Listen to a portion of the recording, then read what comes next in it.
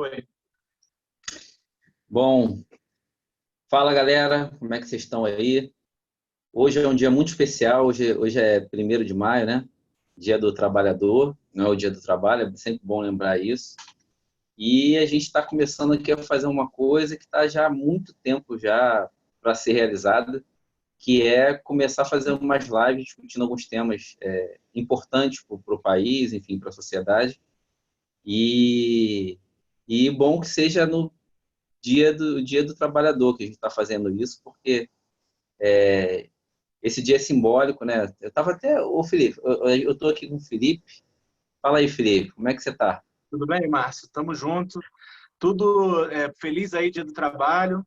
Feliz Dia do Trabalhador. Não temos nada a comemorar, mas é um dia de luta, né? Um dia para ser lembrado sempre. Exatamente, é um dia que, enfim, tava até hoje de manhã estava olhando aqui a história do Dia do Trabalhador, é bem interessante como é que foi, como é que a gente conseguiu consolidar essa data, né? Tem a ver com a nossa luta pela jornada de 8 horas, começou lá na Austrália em 1856 e depois foi ganhando força até ser celebrado todos os dias pelos trabalhadores. E no momento em que a gente está tendo uma ofensiva aí contra as relações de trabalho, né, brutais, não só no Brasil, o Temer passou a reforma agora, a reforma trabalhista, mas não é uma jabuticaba brasileira, tem um movimento de reforma que na verdade a gente chama de contra-reforma, né, das relações de trabalho já ocorrendo no mundo todo. E é um pouquinho disso que a gente vai discutir aqui, né? A gente está há muito tempo, desde o início do governo Bolsonaro, que a gente pensou em começar a discutir geopolítica, esse que seria o mote do canal, né, Felipe? Tem tempo. Eu admito aí que eu sou meio caótico assim para essas coisas mas eu acho que tudo vem na hora certa, assim, porque esse tipo de trabalho ele está sendo feito, né, em várias esferas.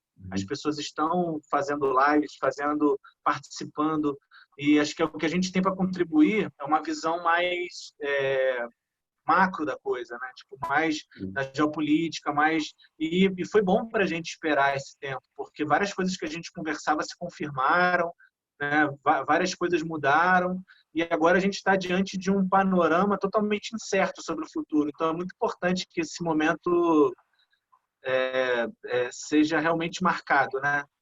A gente combinou de fazer o título da live, né? Fim do século XX.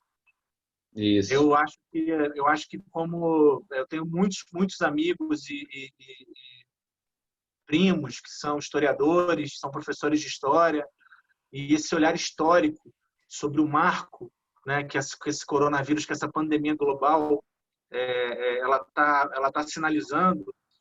Eu acho que é um momento mais do que propício para a gente falar sobre isso. A gente realmente, eu e você, assim, nessa amizade que a gente tem, mas ao mesmo tempo nessa vontade que eu acho que une a gente de trazer mesmo um esclarecimento sobre algumas coisas, né? Sobre alguns processos que ficam por detrás das manchetes, que ficam por debaixo do tapete, né? Coisas que a gente lendo o jornal assim, distraído, não percebe, né? Então, vamos lá, vamos tentar. Porque esse é um dos pontos principais, né? A gente tem alguns processos que são de natureza estrutural, né? Que estão se desenvolvendo, se desdobrando, e a gente, quando fica no calor, né, no imediatismo das notícias, né, narrando só o imediato, a gente às vezes não enxerga algumas causas que estão por trás dos fenômenos, e é Sim, importante a gente ter essa visão macro, porque se a gente não tem a visão macro, a gente é muito fácil de manipular as nossas opiniões e de ser manipulado. Esse é o ponto, é muito mais fácil ser manipulado quando você não tem uma noção do que está vindo de uma processualidade mais estrutural, né? E aí a gente sempre fica ali no calor da notícia, a despeito das interpretações da Globo, das interpretações dos jornais, de interpretações muito contextuais de problemas que são muito graves. E eu acho que o coronavírus está colocando tudo isso à tona, né? sim. E está muito claro.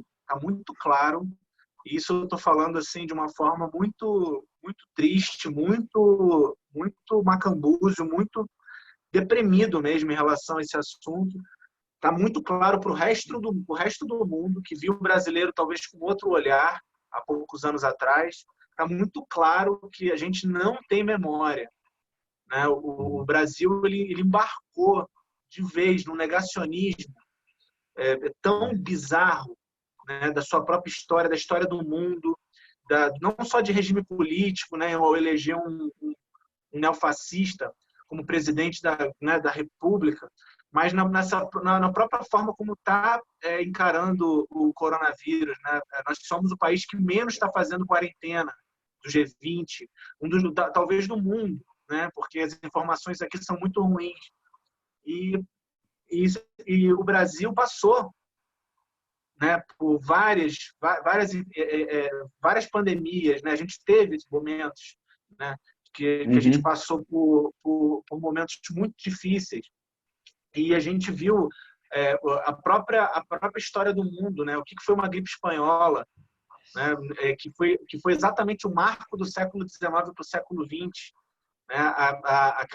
Que o mundo se chamava como civilizado, né? A civilização, e de repente vem uma gripe que assola o mundo, né? Que chegou aqui de navio, né? Só que hoje chega de avião, é mais rápido, mas é a mesma questão, né? Houveram negacionistas naquela época, existem negacionistas hoje, e é muito triste perceber que as pessoas não têm memória, negam a ciência, negam os fatos históricos e caem nesse discurso neofascista de pátria, de unidade, né, de contra a OMS, que a OMS é de esquerda, que a ONU é de esquerda. Então, assim, entra num buraco negro mesmo da divisão, assim, que é muito importante esse tipo de análise que a gente vai fazer aqui. Assim, muito importante mesmo, para a gente também ficar saudável, para a nossa cabeça não pirar. Né? Claro. E para poder alguém, pelo menos, entender alguma coisa. Então, eu gostei muito de você ter colocado que o coronavírus representa o fim do século XX. Por que você acha que representa o fim do século XX? Eu partindo desse pressuposto que o ano, né, no termos históricos, a virada do ano 99 para 2000, 2000 para 2001, isso não reflete uma realidade histórica. Quando a gente olha de longe, quando a gente vê os grandes movimentos históricos, os séculos sempre têm um marco. Né? Os séculos sempre têm um marco. No século XIX para o século XX, foi a Primeira Guerra Mundial, foi o advento da técnica, né? Chegou a técnica, chegou a morte em massa, chegou o maquinarismo, né? Acabou aquela vida rural, aquela vida prosaica, aquela vida civilizada.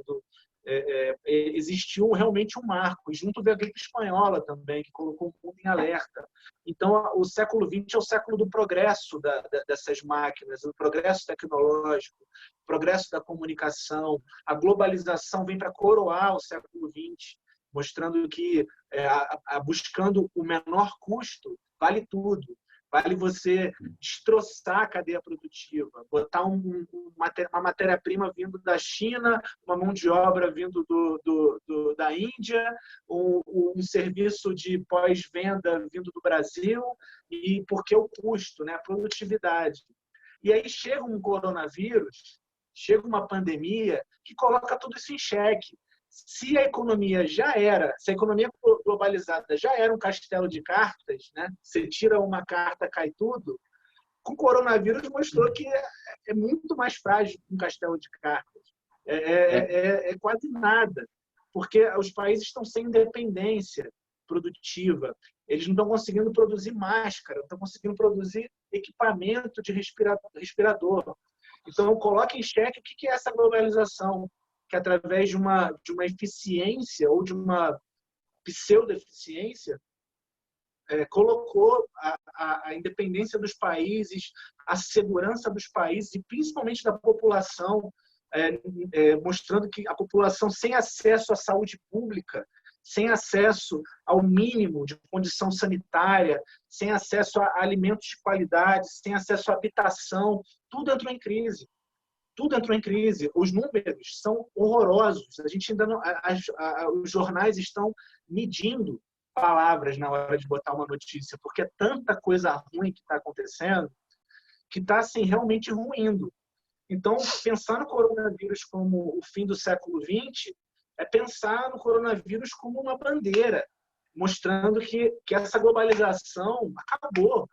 Acabou. Ela é ineficiente. Ela faz uma Então, Alemanha não ter independência para alguns setores, ela fez uma França não ter independência para alguns setores, ela fez o Brasil não conseguir resolver seus problemas hospitalares. Então, assim, não, mostrando todo esse progresso do século XX, acabou, essa era acabou. Agora a gente vai ter então, que mas repensar. Repensar em só, quê? Não só na produção mais autônoma dos países, mas pensar em novos modos de vivência. Né? Porque quando você fala em produção autônoma de países, você também entra na agenda ecológica, que é muito parecida. Produção local, né? A questão da responsabilidade com o meio ambiente, de você Uhum. produzir aqui, vender aqui do lado, tentar manter o consumidor e o produtor perto. Né? São coisas que já eram conversadas em agendas ecológicas e que viraram hoje uma pauta da economia. Então, o coronavírus, para mim, ele está sendo um profeta de um mundo novo, mas assim, não sou otimista, sou sempre pessimista. Então, isso vai ser usado para o capital, mas, ao mesmo tempo, não é os Estados Unidos que vai representar isso, porque não tem capacidade estrutural para representar isso. Os Estados Unidos não dá saúde para a sua população. Os Estados Unidos não tem moral para ser o líder desse século XXI. Então, eu vejo o coronavírus como profeta do fim de uma era globalizada, americana, norte-americana, e estão aí. Acho que essa é a minha colocação sobre isso. Porque é falha, cheio de é, ponto falha, de alguém que não estuda. não, que isso, isso aí é colocar o seguinte, que a gente só tem que lembrar que esse fim do século XX tem a ver com o fim da nossa perspectiva do século XX, né? Porque a China não está nesse caos todo, não. A China conseguiu combater o vírus, né? A Ásia está emergindo dentro desse processo todo, que a gente podia aqui fazer uma discussão rápida sobre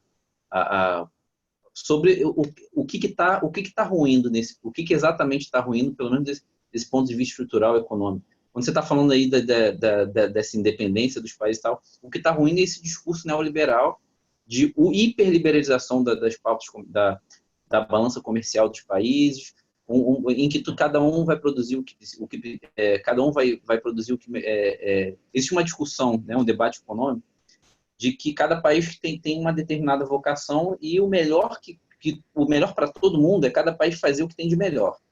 Então a gente aqui e os liberais brasileiros defendem isso muito. O melhor que a gente tem a fazer no Brasil é a gente produzir commodity agrícola e a gente não precisa se industrializar. Deixa para quem está fazendo isso melhor, né? E aí essa lógica faz com que no momento de crise a gente não tenha nada, a gente aprofunda uma dependência estrutural, as Exatamente. economias nacionais, as economias nacionais ficam absolutamente dependentes, isso gera problemas na balança comercial, enfim, nos fluxos de capitais, tem uma série de problemas aqui que dá para só vou citar porque isso daria uma live só sobre isso, mas assim a gente agora está precisando de produtos industrializados, de determinados complexos industriais que a gente não desenvolveu no país. Está num momento de desindustrialização há muito tempo. E a China, hoje, é a fábrica do mundo. A China conseguiu, a gente chama na economia, ela virou o eixo dinâmico da acumulação. Então, dentro dessa crise toda, eu acho que o que tá ruindo é essa forma de organização societal. É óbvio que a gente está discutindo capitalismo, mas especificamente um capitalismo, né, do Ocidente, né? Porque o capitalismo no Oriente lá tá funcionando muito bem, tá? E eles conseguiram Eles têm mais recursos, né? Eles têm uma mudança estratégica para fazer. Não acho que eles estão imunes. Eles têm uma Uhum. mudança estratégica para fazer, mas eles têm recurso, né? Eles podem fazer uma mudança estratégica porque eles têm para onde Então, mandar essas peças. não, é isso que eu queria dizer. A gente aqui defende o ultraliberalismo, que é uma anarquia total. Você faz com que o mercado sozinho regule a sociedade, sem nenhum poder de comando. É isso que está ruindo. Agora, em que a gente tem um problema abrangente, esse que é o problema. Por isso que o capitalismo está nu e o capitalismo está ruindo, porque essa é a ideologia fundamental da lógica capitalista. A gente defende uma anarquia total do mercado. O Estado, ele perde a capacidade de fazer, de organizar a sociedade. Qualquer produção que passe pelo Estado, ou que tem que ser guiada pelo Estado, é vista como corrupta e ineficiente, e tudo que é feito pelo setor privado é um primor de eficiência e de moralismo, né? O que não é verdade. Toda corrupção, em todo processo corrupto, você tem pelo menos, você tem o Estado, e se você tem a empresa, você tem um político ali mediando. Então, não é só um lado que é corrupto, né? Não é. Não é. E E é aí, engraçado você falar isso porque eu ouvi alguém falando, não sei quem foi que falou, que o Bolsonaro era narcocapitalista. Eu achei genial isso, que a pessoa começou a explicar. Falou assim, ele é narcocapitalista, ele quer a destruição do Estado, quer o caos mesmo, né? Só que a base dele é milícia, né? Os evangélicos, uma parte evangélica, e os moradores lá da Barra da Tijuca, os bolsonaristas aí dos centros urbanos, né? E essa é a base dele, né? Então, uma base muito fraca, mas ele é um anarcocapitalista neofascista, sem dúvida, assim, que é o que ele quer exatamente as empresas no comando, né? Impressionante. Ele está fazendo de tudo para o Guedes ficar, né? Uma pauta do Bolsonaro todo dia, que vou fazer para o Guedes ficar mais um dia. O Guedes representa isso, né? O Guedes representa o século XX que está morrendo, né? Ele é um cara totalmente anacrônico, né? As pautas dele são absolutamente anacrônicas, defende uma liberalização unilateral em que, por exemplo, quando você faz uma liberalização econômica, você negocia com os países. Ele faz que nem um Collor, que vamos abrir aqui porque abrir é melhor. Não, só abrir é melhor quando todo mundo está abrindo. Mesmo dentro do liberalismo, você compreende? Mesmo dentro da estrutura liberal, é bom quando todo mundo está abrindo. Agora, se está todo mundo se fechando, e aí eu vou abrir, aí aí não dá certo, entendeu? E eu vou usar o exemplo. Por que está todo mundo se fechando? Essa é uma determinação estrutural do capitalismo. A crise de 2008, na verdade, foi ela que detonou o capitalismo. Porque na crise de 2008 que os bancos foram salvos, a crise de 2008 quebrou os pilares, pelo menos assim, da ideologia neoliberal de forma mais brutal. Algumas premissas macroeconômicas, por exemplo, a ideia de que emissão de moeda e produção de jogar dinheiro na economia gera inflação, isso se mostrou empiricamente uma mentira. Os Estados Unidos jogou dinheiro para salvar os bancos, comprou título público, emitiu moeda, fez tudo que ele faz para a gente não fazer, fez tudo que ele faz para a gente não fazer da década de 90, década de 80 mais ou menos, até o início do século 21, e aí ele faz tudo ao contrário, né? E essas premissas, esse paradigma começou a ruir ali. Agora, a gente está vendo as consequências. A gente está uma década sem crescimento econômico global. Só tem dois países que crescem muito, que é a China, puxando o crescimento, Estados Unidos puxando um pouquinho bem abaixo da China, mas também fazendo a média subir. Mas a gente está com uma taxa de lucro decrescente, taxa de crescimento decrescente, e no momento de taxa de lucro decrescente, os capitais começam a lutar. E a luta entre capitais, a luta intercapitalista é uma luta sangrenta, é guerra. Não é se a gente já sofre a gente já sofre enquanto trabalhador, né? Essa tensão. Entre eles, a luta também é bizarra. E aí os países, para se proteger nessa luta, começaram a tomar medidas protecionistas, negando o que o próprio Estados Unidos fez nos últimos 20 anos, 30 anos, entendeu? Então é isso que está ruindo. O Trump ele é a síntese dessa decadência. Ele é o cara que está defendendo o protecionismo num país liberal, um país que vomitou o liberalismo, falou que a gente tem que ser liberal. Lá, né, o Brexit, começou tudo lá com os britânicos saindo, né, do euro. Então assim, o que está em jogo é isso. E a gente está aqui com a pauta do retrovisor, né, porque essa que é a política econômica do Paulo Guedes, é esse liberalismo ingênuo, é esse liberalismo acrítico, né, que não protege, não coloca no centro da pauta política, da política econômica, os elementos estratégicos, né, desse jogo mundial da divisão internacional do trabalho. Enfim, o eixo dinâmico de acumulação. Desculpa, fala. O eixo dinâmico de acumulação se deslocou para a China dos últimos 50 anos, né, com uma política de Estado, uma política de organizar a produção, uma política que deu centralidade no planejamento da China, do que seria o Estado chinês, uma política fez controle, fez tudo que eles falam para a gente não fazer aqui, que seria um pecado capital. E exatamente por eles negarem frontalmente a pauta americana, fez controle do câmbio, fez intervenção econômica, falou o seguinte: olha, vocês querem vir para cá? Podem vir, mas tem que ter transferência tecnológica. É uma mentira. O Trump vende uma mentira, como se a China... Isso, inclusive, está no senso comum, de que a China de que a China é um país que fica roubando tecnologia, de que a China é um país que só está como está porque rouba, porque não tem escrúpulo. Não, mentira. Quando os Estados Unidos, né, quando o Deng Xiaoping faz o grande salto lá na década de 70, 76, ele abre a China e fala o seguinte: olha, qualquer capital pode vir para cá explorar o chinês, mas a troca da exploração do chinês, do trabalhador chinês, vai ser transferência tecnológica para o povo chinês. Isso é um acordo, porque aí, nessas horas, parece até que o capitalista é ingênuo. Numa hora, o capitalista é o super gênio que vai organizar a produção, que vai conseguir fazer, que é o responsável pela a economia funcionar. Sem ele, nada acontece, o trabalhador não tem renda e tal. Mas quando ele vai falar da China, é como se o capitalista fosse um ingênuo e não soubesse que foi para a China de forma ingênua, não sabe o que estava fazendo lá, não sabe o que estava em jogo. Não, ele foi para lá porque o trabalho era mais barato. Foi lucrar. Assim como a gente não ouve o Bolsonaro para falar de geopolítica da América Latina ou qualquer coisa do mundo, a gente não tem que ouvir o Trump falar da China e tal. Essa coisa que o coronavírus é o vírus chinês e que a China escondeu a ameaça da pandemia do mundo, assim, é de uma desonestidade intelectual tão grande, porque a gente já passou por várias pandemias no mundo e todo mundo sabe a dificuldade que é para se diagnosticar isso, dificuldade que é para você assumir que realmente tem que fechar ou não tem que fechar.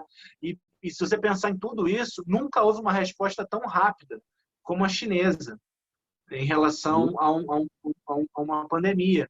Tanto que eles conseguiram, com toda a população que eles têm, isolar e resolver. E hoje eles são a liderança na maneira como se resolve. Eles que mostraram que a questão da quarentena era fundamental, eles que mostraram a questão do isolamento social, o uso das máscaras e tal, tipo, porque eles já estavam acostumados com esse tipo de pandemia, né? De pandemia, e ao mesmo tempo eles estão vivendo realmente como uma liderança do século XXI. A China, ela talvez não seja eu acho assim que a China vai mudar a estratégia dela para o próximo século. Não vejo o governo fazendo esse papel de investidor absoluto na China agora, nesse período pós-pandemia. Ao mesmo tempo, eu estava pensando nisso hoje de manhã, porque se você tem os países agora todos em busca de uma autonomia de produção, você exatamente tira da China esse papel de fábrica do mundo, pelo menos num campo político. Porque fica ruim, né? Você explicar para a sua população que você depende de uma fábrica que pode a qualquer momento não te servir mais por causa de uma pandemia. E a gente deve demorar aí uns 2 anos de quarentena até essa curva se achatar e a gente realmente ter uma vacina, uma coisa assim. Então, até 2022, até o Bolsonaro sair, infelizmente, a gente vai passar muitas quarentenas. E a gente não vai poder depender dessa grande fábrica. Então, acho que, como país, a China está muito preparada para mudar essa estratégia, que é como ela está fazendo agora, que é investir na sua produtividade interna, né? Então, assim, você tem muitos chineses, né? Muitos que estão agora querendo mais conforto na sua pandemia, estão querendo um carrinho para poder dar uma volta na cidade sem estar em transporte público lotado. O chinês, meio que nessa pandemia, eu vi umas 2 matérias sobre isso, meio que está acordando para um conforto que ele pode ter, né? Está tendo uma discussão sobre o que é ser classe média, o que é você ter o conforto e poder usufruir do conforto. Você vai ter, assim, e do próprio governo chinês, depois eu vou te mandar essas matérias. O próprio governo chinês está mirando nesse tipo de sensação desse cidadão chinês que agora pode usufruir de um país industrializado, um país moderno, um país para frente, que vai deixar ele viver, que vai deixar ele usufruir de tudo isso que foi conquistado nesses anos de investimento. Então, é uma mudança do país, do governo que investe para um crescimento de 20%, de 15%, esses investimentos astronômicos, isso não vai existir mais. O crescimento agora vai ser menor, mas vai ser mais responsável com a sua própria produção local. A gente vai ver uma China muito mais preocupada com os chineses do que com o resto do mundo.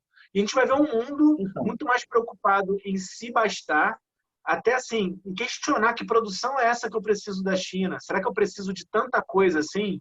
A pandemia está chegando nesse nível, de você questionar hábitos de consumo. Coisas que você, antes da pandemia, estava usando adoidado, de repente você para de usar e você fala, cara, eu preciso disso mesmo?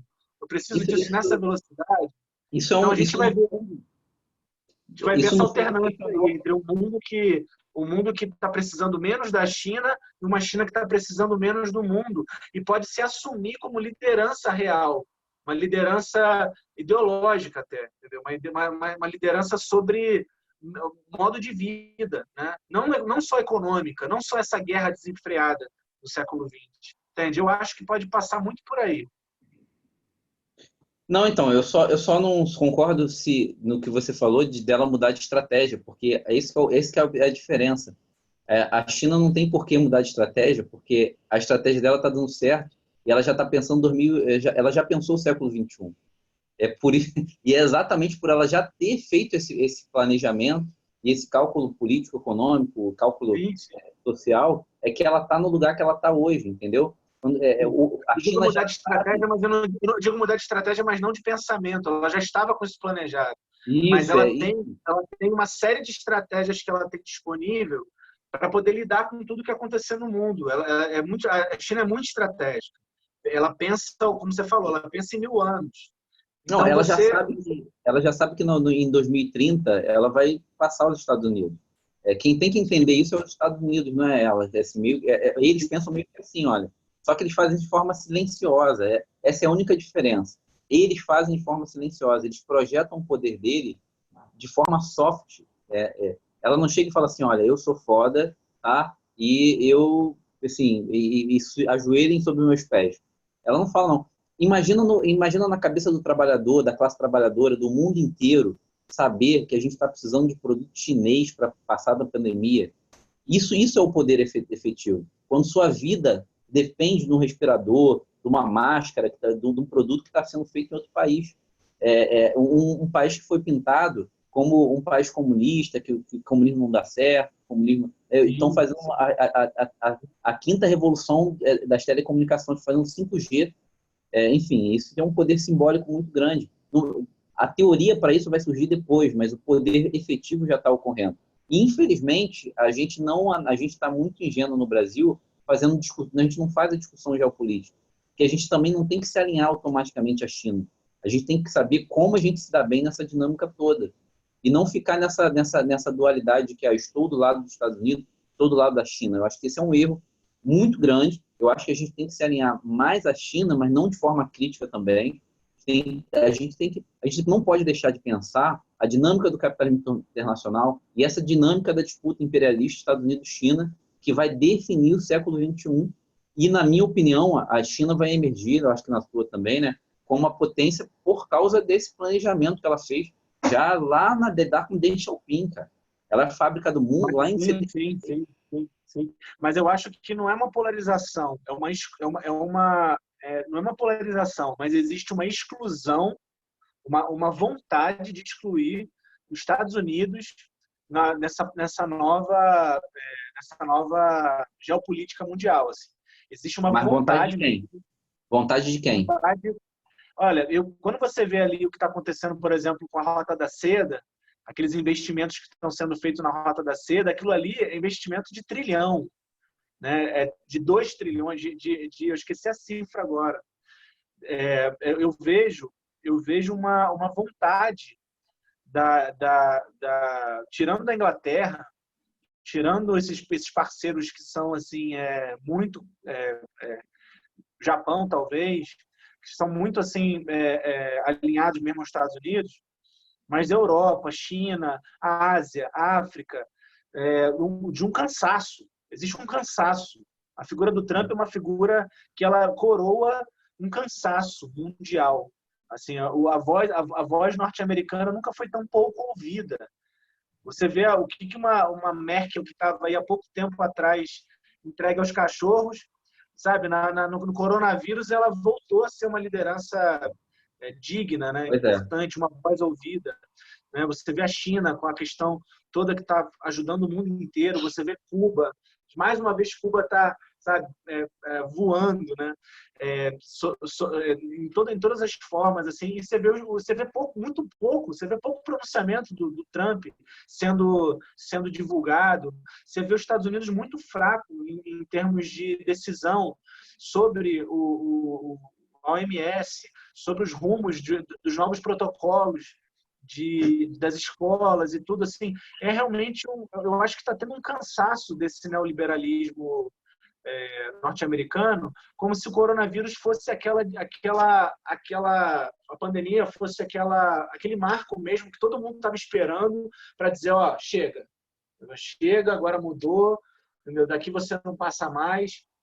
Então eu não vejo uma polarização, mas eu vejo uma necessidade da gente ser anti-liberal, assim, sabe, a gente ser anticapitalista nesse momento, a gente ser anti-norte-americano nesse modelo econômico deles, nesse modelo político de influenciar o mundo todo. Cara, o que eles fizeram agora com a ascensão da extrema-direita no mundo, sabe? Esse jogo sujo, isso ficou assim, isso está evidente para todo mundo. Assim, você vê a Europa falando sobre isso, todo mundo já sabe das fake news, da onde vem, do Steve Bannon, daquela coisa o Olavo de Carvalho é cria dessa mentalidade agonizante, né, norte-americana, né? Existe ali esse republicano norte-americano conservador que eu acho que ele precisa ser isolado mesmo. Eu não vejo uma polarização porque ele é tão fraco ideologicamente que ele está, na verdade, surfando uma benesse econômica. E que isso vai acabar. Isso vai acabar e a gente vai conseguir exaltar esse cadáver aí. Eu não sei se é uma exclusão, não. Eu discordo de você nesse ponto, Felipe, porque primeiro que a gente não pode considerar os Estados Unidos como um império, apesar de ser um império decadente. A gente também não pode achar que eles são um cachorro morto. Eu acho que eles estão caindo de forma muito rápida. A hegemonia deles está muito questionada, mas eles ainda têm muito poder político, e esse é o problema, porque uma potência caindo, se ela está caindo e está desesperada. O Trump é o desespero da decadência americana. O Trump é o símbolo desse desespero. Eles tentaram, durante essa década, eles tentaram de tudo quanto é jeito impedir a nova Rota da Seda, tentaram impedir a projeção de poder chinês. Não estão conseguindo mais vetar os projetos, eles não estão conseguindo mais impedir, entendeu? Mas eles conseguiram. Mas deixa eu só lembrar. Deixa eu só fazer uma... Que o século XX foi marcado pelos bloqueios norte-americanos, né? Ele rompeu o carolho. Eles fizeram com o BRICS, com o banco. Que a gente mas deixa eu falar, Felipe. Deixa eu fazer uma retrospectiva para quem está ouvindo a gente entender também, senão a gente já sabe desses pontos, mas só para lembrar. A derrota agora, o assassinato do Soleimani, a gente começou o ano 2020 com o assassinato do Soleimani, tá? No Iraque, que foi um atentado terrorista dos Estados Unidos da América no território iraquiano. Eles estão tentando acabar com o Oriente Médio, destruir aquilo ali, essa década inteira, e todos os projetos, só para citar os exemplos que você está falando, né? Todas essas incursões americanas no Oriente Médio, eles gastaram mais de $1 trilhão, 2 trilhões de dólares com guerra nessa década na região do Oriente Médio. E olha o lugar que eles estão. Enquanto isso, a China silenciosamente fez articulações, sustentou tudo, conseguiu reorganizar a Euroásia inteira, fazer um projeto de infraestrutura que vai determinar os rumos do século XXI, que é a nova Rota da Seda, se aliou à Rússia, todas as tentativas dele de isolar os países, que é isso que você falou, tentou isolar a Rússia, a Rússia se fortaleceu. Tentou isolar o Irã se fortaleceu. Tentou destruir a Turquia, a Síria, o eixo ali China-Rússia, conseguiram bloquear as incursões americanas. É só Israel ali que eles ainda têm uma projeção ali de poder, mas que está uma situação muito, muito, muito delicada, né? E, enfim, eles não conseguem mais, mas eles estão tentando, e esse que é o ponto. E eles, por isso que eu acho que eles agora a liderança do século XXI ela não vai ser mais bélica. A liderança do século XX ela foi bélica. Foi através da Primeira Guerra Mundial, foi a Segunda Guerra Mundial, foi a Guerra Fria, foi a luta contra o terrorismo. Eu acredito que o século XXI não aceita mais uma liderança bélica. Uma liderança, sim, vamos seguir esse país, porque esse país dá segurança para o mundo. A parada agora ficou mais séria, entendeu? A gente está precisando de lideranças progressistas, lideranças que entendam de economia, que entendam de outros países, que saibam onde ficam os outros países, que saibam falar com os outros países, não uma liderança austera que joga bomba, que mata, que entra já atirando. É isso, assim. Então, os Estados Unidos vai continuar por séculos uma pedra no sapato, entendeu? A questão é que abertamente isso não é mais encarado como uma liderança intelectual. As pessoas não conseguem mais ouvir um discurso do Trump ou de um liberal qualquer, republicano, qualquer coisa americana, sem ver todos essas caricaturas. Eles se desmoralizaram, só que isso não significa que não vai haverá uma guerra no século XXI. Eu não tenho a menor ilusão disso, pelo contrário. Eu acho que o mundo está em direção a uma guerra, tá? Eu não tenho essa visão de que não. Eu concordo com você de que a gente precisa no século XXI. Não é questão bélica que o fato da gente saber que não é isso que o mundo precisa, não significa que o complexo industrial militar americano, que representa grande parte do orçamento americano, não vai ser ativado nessa disputa, nessa decadência. E ele vai ser ativado e vai ser um problema. Assim. Não existe na história do capitalismo nenhuma emergência, nenhuma potência que emerge sem guerra. Tá? Foi assim com os Estados Unidos, foi assim o Japão. O Japão tentou de todas as formas. Se não fosse a bomba nuclear no Japão, era uma potência que estava querendo sair. Olha, eu sou potência, eu sou potência. Assim, mesmo com a bomba, ele continuou virando potência. A gente tem que entender que essa disputa da Primeira e Segunda Guerra Mundial, ela tem a ver com o entendimento de quem que iria determinar o século XX, né? E isso está dado agora também, né? Tanto é que você mesmo me mandou notícia aí de que a Rússia ameaçou jogar uma bomba nuclear nos Estados Unidos se eles fizessem qualquer lançamento do míssil de uma ogiva pequena que eles desenvolveram agora, enfim. Eu acho que desenvolveram um submarino com uma ogiva, né, que chega perto e consegue lançar a ogiva tantos metros. E para articular isso com o Brasil, né, a gente tem que entender a cabeça dos militares, né, os militares brasileiros. Os militares brasileiros entendem, tá? Eles entendem e apostam que os Estados Unidos da América vai ganhar essa luta. Esse alinhamento Bolsonaro-americano está relacionado com essa formação da cabeça dos militares. Eles acham que é os Estados Unidos que vai ganhar essa guerra, tá? Que a terceira guerra mundial vai acontecer e que é uma guerra entre Oriente e Ocidente. Na cabeça dos militares, é uma guerra entre Oriente e Ocidente, uma guerra cultural. Não é essa que é a linha deles, entendeu? De qual cultura, quase como uma guerra racial, assim, né? De quem que vai toda esquerda vem da China. Toda a esquerda vem da China, então vai ser China contra Estados Unidos.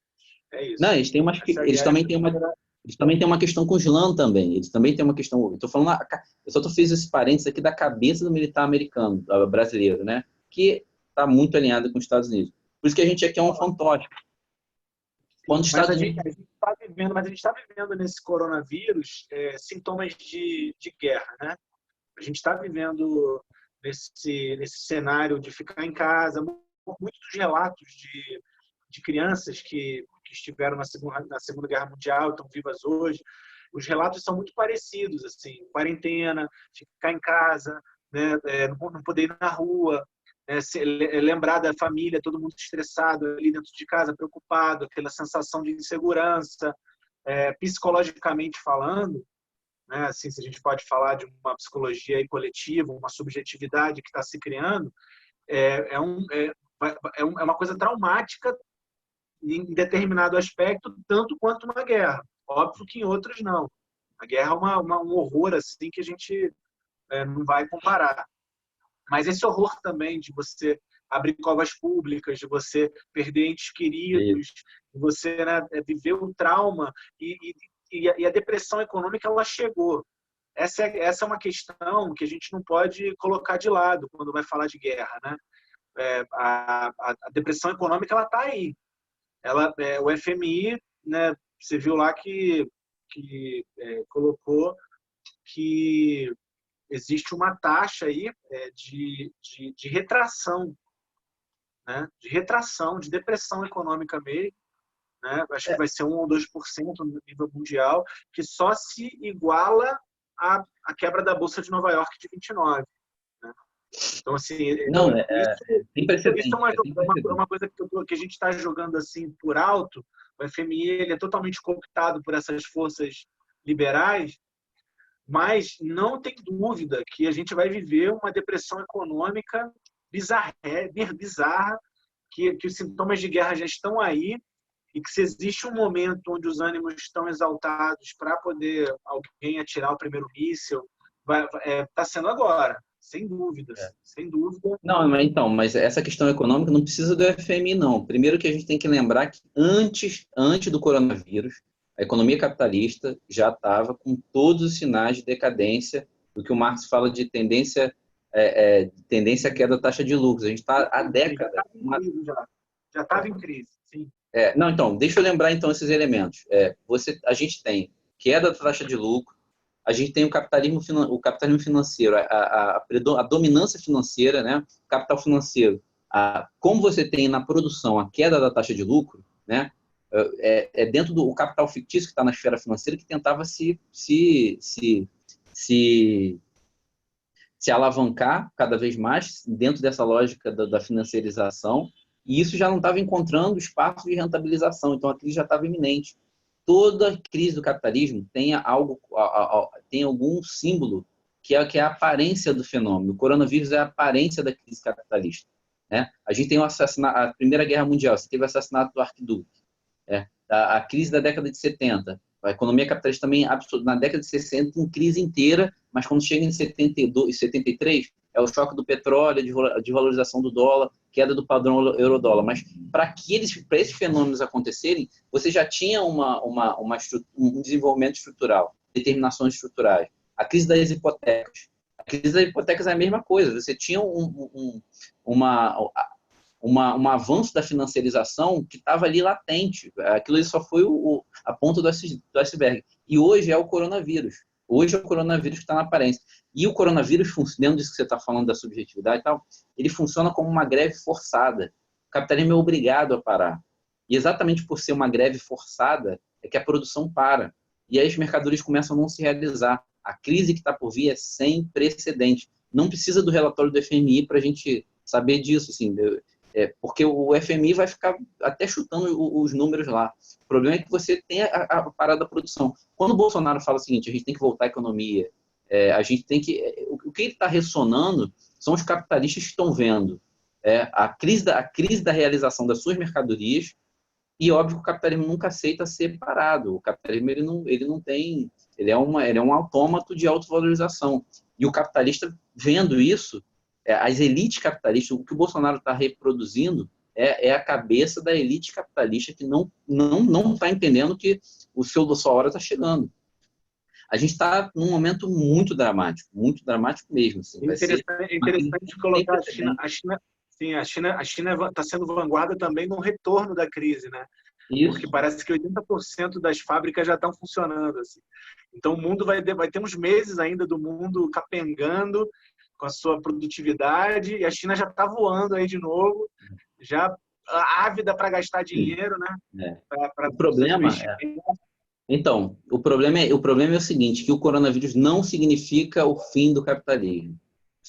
toda crise capitalista, ela germina as condições de restauração do próprio capitalismo.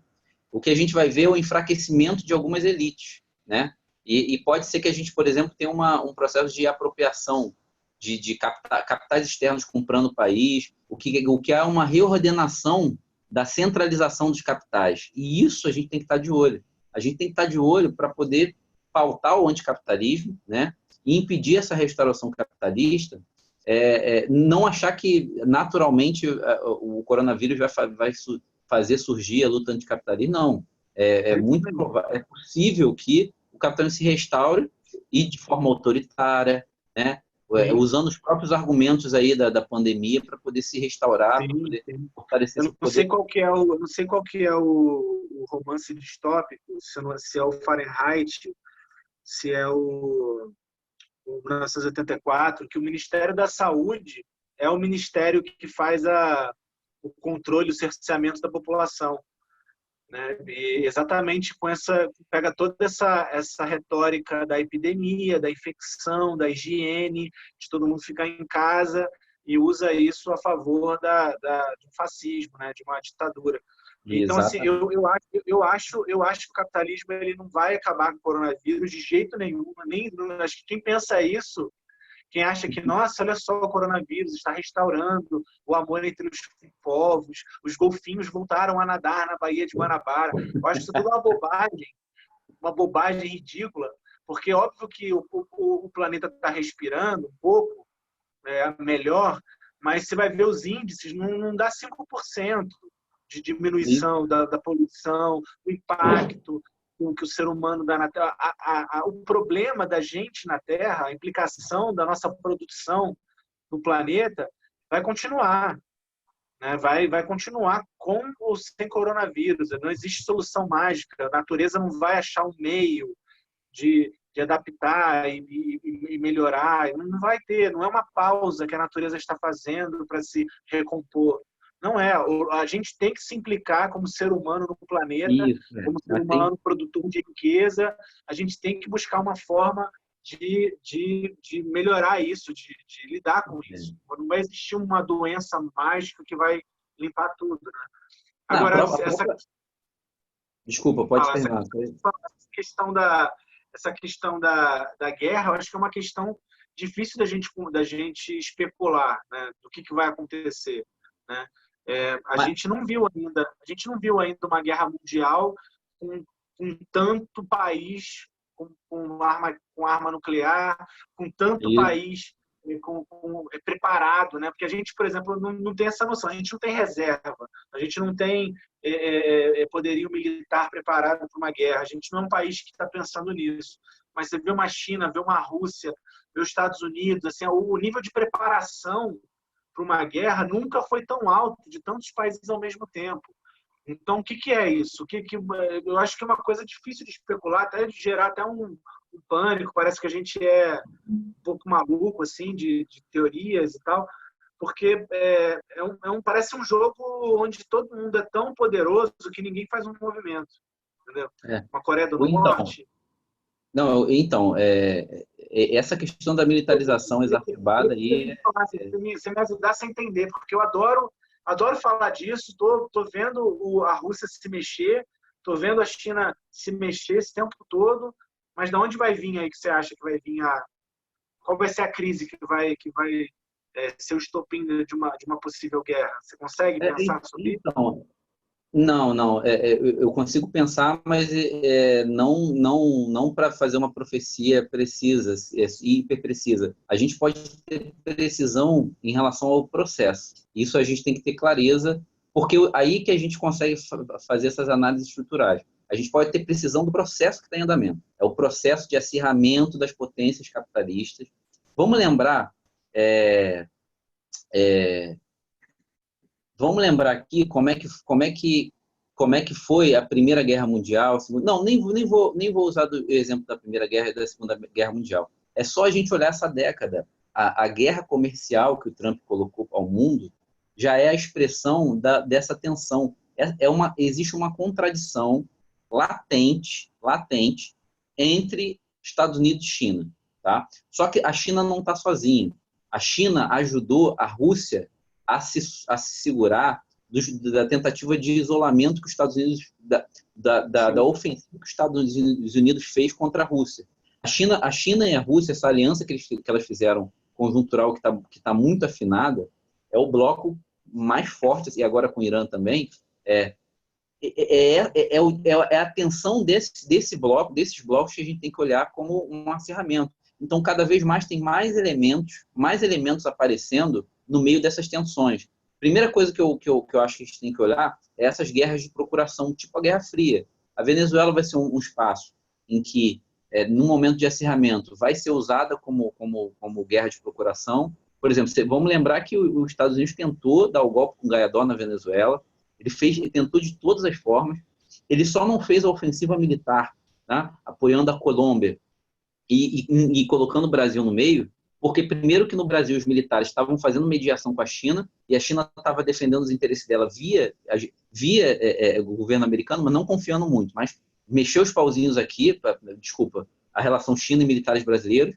O Mourão foi responsável por isso. O Mourão foi responsável por botar um freio nessa ponte que existe entre o clã Bolsonaro, com Eduardo Bolsonaro, e a Casa Branca, né? E a Rússia colocou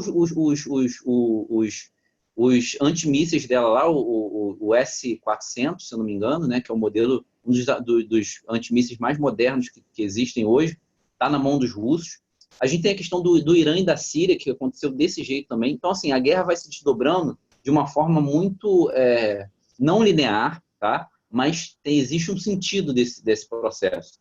E é esse sentido que a gente tem que estar de olho, né? A morte do Soleimani foi claramente uma forma de impedir a projeção. O Soleimani, lembrando que Soleimani foi o cara que os Estados Unidos matou agora no Iraque, para quem não sabe. E era iraniano. Ele era iraniano e ele era um Che Guevara no Oriente. Ele é considerado um Che Guevara no Oriente Médio. Por quê? Porque ele que conseguiu combater o Estado Islâmico.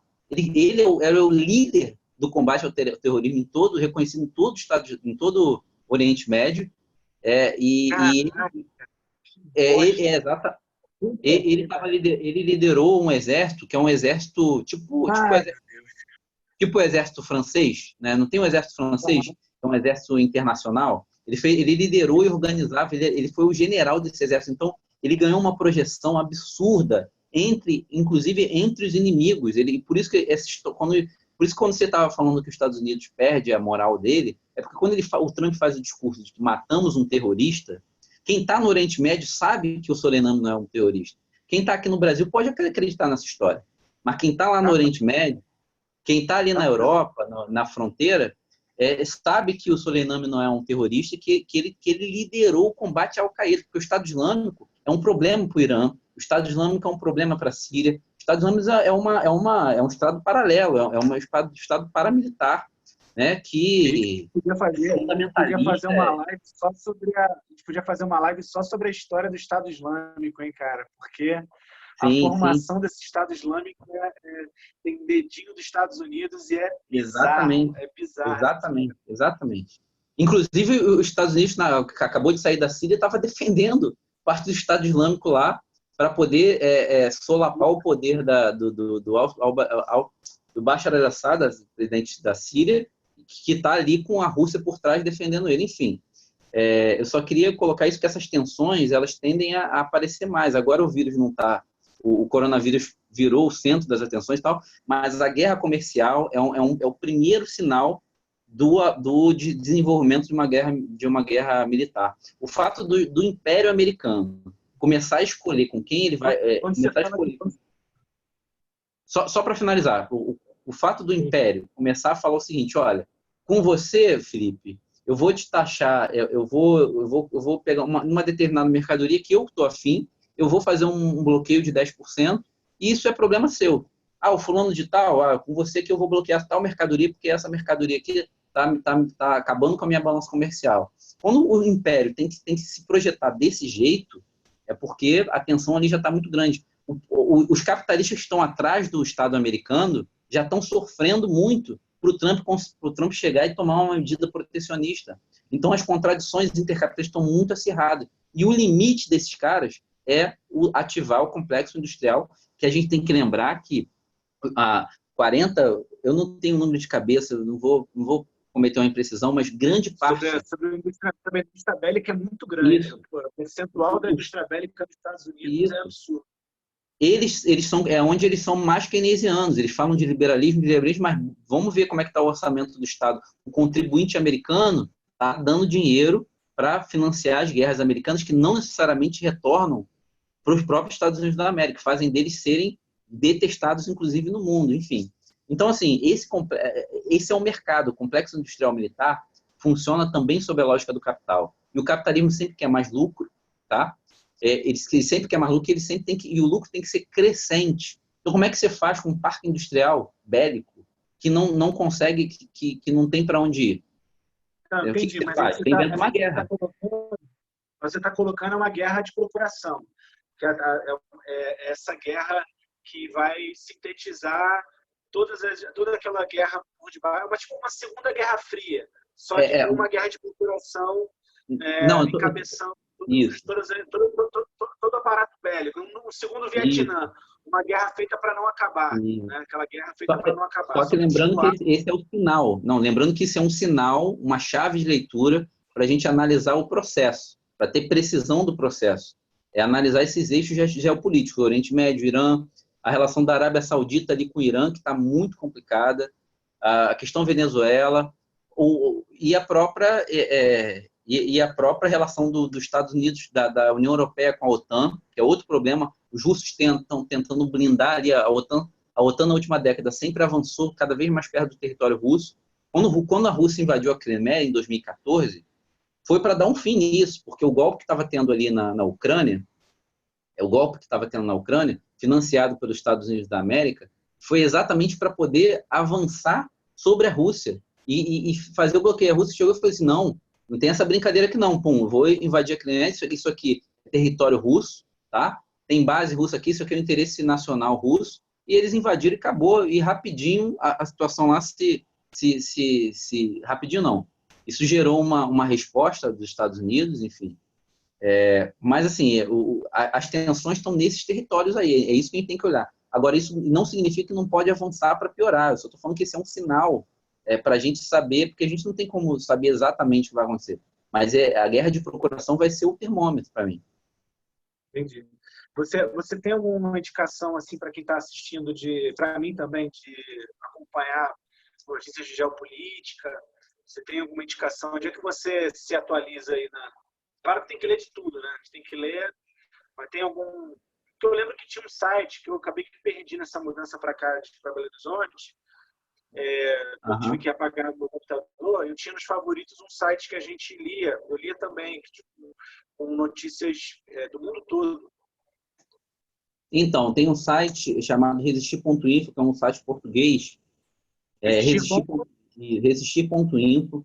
E ele ponto .info, né? E ele é um site português, então ele traduz para o português de Portugal, mas a gente consegue ler tranquilamente notícias de correspondente ou de pessoas que fazem análise geopolítica que estão fora desse circuito da mídia aí, porque tem toda uma discussão sobre... A gente discute aqui Rede Globo e tal, mas existe toda uma discussão sobre o bloqueio de como hoje a mídia internacional e essa cobertura geopolítica, ou cobertura dos acontecimentos do mundo, estão hegemonizados por algumas agências que não produzem pensamento crítico. Então, Reuters, tem uma meia dúzia aí de agências internacionais que quando a Globo quer interpretar o que está acontecendo no Oriente Médio, ou alguma guerra, ela liga lá para a Reuters, compra, que ela tem um pacote lá, compra lá e aí o mundo inteiro lê uma mesma interpretação, geralmente muito simplista, muito imediatista do problema, e sem uma análise crítica. Esse site ele organiza uma série de pensadores, gente que está nos próprios... É tudo meio que orquestrado pela Fox, né? Pela aquela parte republicana mesmo dos Estados Unidos, dos meios de comunicação, que são donos da Fox, e tem participação em todas essas agências internacionais que divulgam. Geralmente é a visão da polícia, né? A visão dos Estados Unidos e a visão dos que têm a arma na mão, né? Sempre a visão de quem tem o poderio bélico, né? Nunca é a visão do povo, de quem está dos trabalhadores, de quem está ali na resistência. Sempre é essa visão imperialista mesmo sobre os assuntos, né? É importante a gente também, eu acho importante a gente também, se a gente conseguir, a gente fazer talvez vídeos mais curtos, né, sobre todos esses assuntos, a gente dar uma passada geral, né, no que está acontecendo no Brasil hoje, fazer links com tudo isso que aconteceu nos últimos anos, não só desde a crise de 2008, mas desde do governo Lula, do FHC, não esquecer, a gente não pode deixar de esquecer. Não pode, então a gente tem que lembrar, né? A gente tem que lembrar de tudo que aconteceu na nossa história e fazer essa conexão com a geopolítica nesse jogo de xadrez que está acontecendo na nossa cara, onde os líderes mundiais estão aí tomando as suas decisões e a gente fica às vezes sem entender, né? Como é que um Bolsonaro surge, como é que um Trump surge, né? E é complicado isso. E para dar outra referência também, que eu acho muito boa, não para entender a geopolítica Resistir.info tem muita informação boa lá. Resistir.info foi excelente, é um dos melhores sites, cara, que eu fiquei um ano muito, muito bem informado, é um site maravilhoso mesmo. Mas tem também outro grupo, existe um grupo esse também é uma indicação muito, muito boa, que é o que faz eu entender a China também, que é o Shuang. Eu não sei se a pronúncia está certa, tá? Mas é um grupo comunista dissidente do regime. Então, quando eu olho as matérias desse grupo, né, a gente também sai dessa dualidade, né, dessa polarização do discurso oficial do governo chinês também, né, que muita gente da esquerda muita gente da esquerda também faz uma leitura acrítica da China, exatamente por ela ser uma oposição agora, né, uma oposição ao imperialismo americano, e a gente tem uma série de motivos para ser contra o imperialismo americano, mas o fato da China se projetar como uma antítese a ele, a gente não pode cair no erro de achar que a gente tem que fazer uma adesão tanto ao discurso oficial como à própria projeção desse poder imperial também. Enfim, o capitalismo na China também está comendo solto. E esse grupo, ele dá uma visão de dentro. Ele, por exemplo, faz umas defesas, o Felipe, de que o coronavírus, a defesa do coronavírus teve o sucesso no combate ao coronavírus, teve muito a ver com atitudes autônomas, regionalizadas, uma espécie de quase um núcleo assim, bem comunitário, que não é só o discurso oficial de que a gente fez isso, aconteceu, enfim. Esse é um site muito bom também, né? Você escreve, vamos tentar botar na descrição do vídeo, também quero isso aí digitado, manda para mim pelo WhatsApp que eu entro. Beleza, então. Uma boa conversa, né? Foi boa conversa, né? Quanto tempo tem? Não estou vendo, não consigo ver. Não estou vendo, não, mas deve ter passado de 1 hora, eu acho. Acho que sim, tá 1h30, eu acho, talvez. Eu acho que assim, para encerrar a minha parte, assim, que eu estava muito angustiado querendo conversar com você, eu acho que realmente a gente precisa manter o olhar pessimista para os próximos anos. Não vamos achar que o coronavírus é o fim do capitalismo, que é o início de uma nova era, que as pessoas vão se unir agora, porque todo mundo está vendo que o nosso meio de vida, o nosso modo de vida é um modo destrutivo. Acho que não, acho que os capitalistas vão vir com força aí. Eles estão tirando das suas reservas, dos seus bilhões de lucros aí dos últimos anos, o banco, com tudo, eles estão apostando nessa nova configuração mundial. Então, a gente vai ver o capitalismo ainda com muita força, mas buscando exatamente uma nova visão sobre essa globalização que é insuficiente, sobre esse castelo de cartas que cai, porque pandemias não vão faltar, né? A notícia infelizmente é essa. Não faltarão momentos daqui para frente, principalmente nessa questão de gripes, dessa questão de doenças infecciosas respiratórias, Isso aí é a marca desse século, não tem jeito. A gente vai ter que mudar o nosso modo de viver.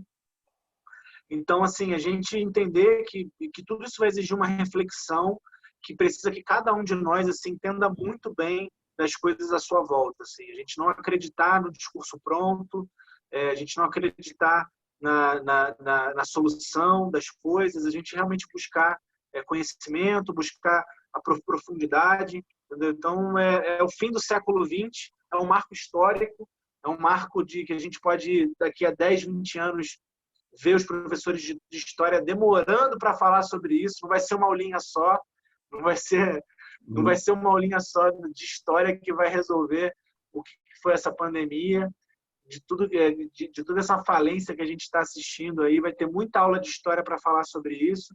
Então, realmente é um marco da nossa civilização. É o fim de um século, é o fim de uma proposta, de uma propaganda de globalização, como se fosse a solução de tudo, como se essa engrenagem estivesse pronta. A gente está vendo que ela é super falha, né? Então, é isso. Assim, se isso ficar como mensagem aí para a gente continuar a resistir, continuar a luta, né? Mas sabendo que os próximos anos ainda serão muito difíceis. Isso aí. Eu concordo com você. Acho que o coronavírus ele não representa o fim do capitalismo, mas ele coloca em xeque, né, pelo menos o discurso do capitalismo, né, essa ideia de que a regulação a regulação social, estritamente pela lógica do mercado, ela é absolutamente suficiente, né? Você precisa de um planejamento que saia da esfera micro, né, da empresa e seja um planejamento abrangente social. A gente só tem que evoluir para que esse planejamento social seja democrático, né? em que nós decidamos os rumos dessa sociedade, que nós consigamos fazer com que as tecnologias que a gente produziu estejam a nosso serviço, e lembrar que, por mais que o capitalismo não acabe sozinho pelo coronavírus, essa pausa, né? essa quebra da inércia do automatismo do cotidiano, da vida orientada para o trabalho, de ter que planejar o futuro numa determinada direção que está muito associada a essa ideia de ter que crescer. Essa pausa do coronavírus também faz a gente pensar o que é importante para a gente mesmo, né? Faz a gente, inclusive, se desconstruir forçadamente. Isso eu acho que é bom. Porque se não tiver esse momento, a gente fica numa inércia. Só isso que eu queria falar, que esse é o lado positivo. A gente só não pode... Viva os trabalhadores do mundo, né? Isso. Viva o Dia do Trabalho, vamos unir essa classe trabalhadora, que só ela acaba com o capitalismo. O fim do capitalismo é a união da classe trabalhadora. É isso aí. Então falou, meu querido. Um abração. Valeu, meu querido. Beijo. Valeu.